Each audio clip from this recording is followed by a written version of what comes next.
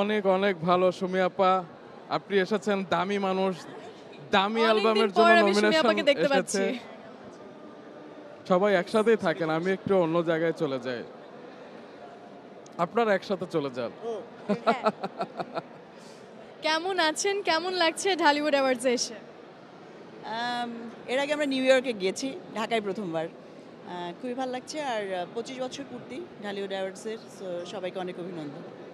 New এই ইভেন্টটাকে যদি আমরা দুটো শব্দে বর্ণনা করতে বলি, কোন দুটো শব্দ ব্যবহার করবেন? হ্যাঁ, এই ইভেন্টটাকে যদি আমরা দুইটা শব্দে বর্ণনা করতে বলি, কোন দুটো শব্দ ব্যবহার যেহেতু আপনি করবেন? এর আগে নিউ ইয়র্কে গিয়েছিলেন, জি। সো আমি বলবো যে আমাদের বাংলা কালচার ওয়ার্ল্ড ওয়াইড, এটা একটা, যেটা ঢালিউড অ্যাওয়ার্ডস করছে সবসময়। আর একটা হচ্ছে যে না থামা, হার নামা না।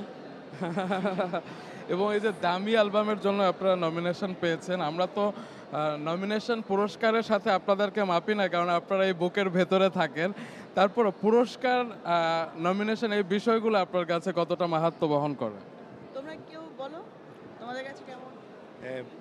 নমিনেশন আর পুরস্কার আসলে এটা বলতে গেলে নমিনেশন পুরস্কার, এই যে বললেন আপনি যে এখানে থাকেন, এই নমিনেশন পুরস্কার হচ্ছে এই যে আমরা যে এখানে আছি এইটারই একটা বহিঃপ্রকাশ হচ্ছে নমিনেশন পুরস্কার। হ্যাঁ, আমার কাছে এইটা তাই মনে হয় আর কি। আহারে জীবন, কি সুন্দর সুন্দর কথা বলে এরা। অনেক অনেক ধন্যবাদ, আপনার জন্য শুভকামনা থাকলো, এবং চিরকুট সারা জীবন আমাদের এভাবে মন্ত্রমুগ্ধ করে যাক, আপনাদের জন্য অনেক অনেক শুভকামনা।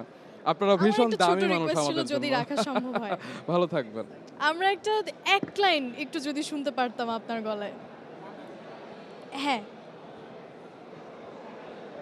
আপনার যে কোনো প্রিয় গান ফ্রম চিরকুট, এক লাইন।